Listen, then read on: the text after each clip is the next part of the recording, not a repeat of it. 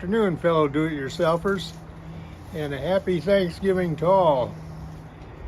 Not much to report here since our trip a couple weeks ago. Our last video was the veterans video on the Sac Museum. But now turning back to the Teardrop, we did have 2 or 3 issues, and I'll go over those with you. Well, embarrassing as it is, my first issue was with the electrical. I just threw it together, didn't do any testing because I didn't have this cord that I have now for plugging into the 110 wall outlet. Come over here. Here's our, on the left side is our 20 amp main. The second one, 20 amp outlet circuit, which consists of this outlet and what I presumed was the outlet on the right rear of the cabin, but now I'm not so sure because when I did the trip reset on the receptacle at the campground, the breaker tripped and couldn't get anything reset.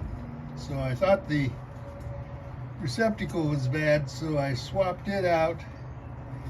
Had the same problem, so I unhooked the load wires, and so either I've got the wrong cable hooked up in the junction box here. I got to open that up and check it out, or we have something, either a nail in the wire or something in the back. It could be that I have the opposite wire, the outlet on the left side, hooked up instead of the outlet on the right, and that wire may be dead-ended in the back of the trailer. Coming home, my son thought the best option was to give it hell up the driveway, and he bent our center jack. So what I'm going to do is I'm going to trim that bottom off because it bent the bottom, and then drill the hole up higher so we have clearance on the driveway. Yeah, back here we have these 2 wires grounded, so if I'm swapped on the outlets, that's probably the issue.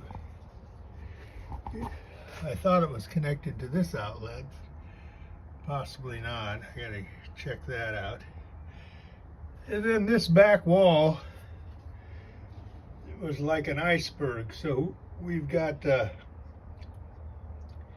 2-inch foam that we're putting on the wall because I got to cover up these outlets, because I wasn't thinking I needed 36 inches between the outlets to mount the I needed 36 inches between the outlets to mount the cabinet, and there's only about 33, I think. So I have to shore those out so the cabinets will mount up. And then I do have a countertop. I'll show you that in a minute. We're going to put 2-inch insulation over this entire back wall. That should seal things up pretty good. I have to put a junction box in for my DCs here. Get the light and the tail lights hooked up. I have a DC plug in, and I think it's got a voltmeter on it too, forward and back here. And we'll have another outlet down below over here, and an outlet to the back facing out on this side. Okay, here's our repurposed board for our countertop. We got trim edging for that too, Just have to cut it down. It's an old TV stand. It's got a couple stains on it. I think I can live with that. They might even clean up. But that's what we're going with for countertop. Another thing I wanted to check was how the underside of the trailer held up. We were driving 65 miles an hour, some wind, so I'm hoping that everything's good under here.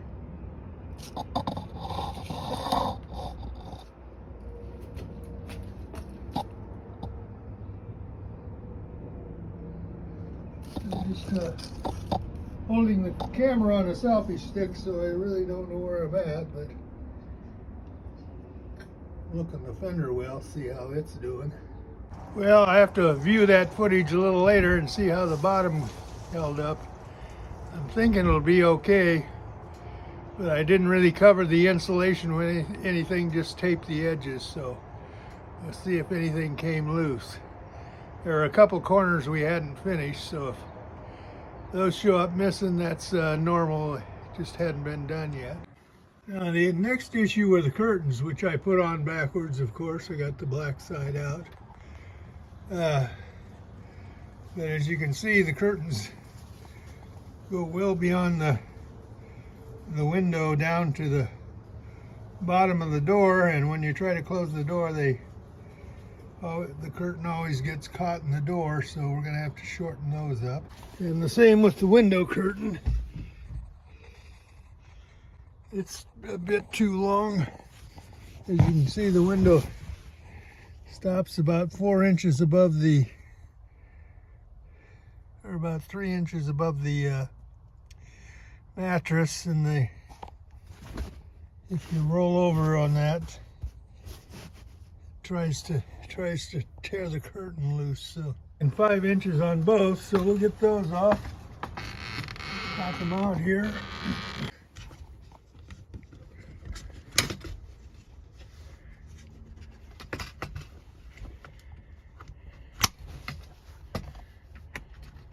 These are handy little curtain racks. They're expandable. You just can set them for whatever length you want. And I got these little clips. I've got these little clips. You just lift them up and drop the rod in. And the latch takes hold there. And you got a nice firmly mounted curtain rod. Well, I hope you enjoyed that short update on the Teardrop. You could have enjoyed it with your pumpkin pie and whipped cream. So thank you for watching. Please like and subscribe, and your comments are very much appreciated on this channel. That's all for now.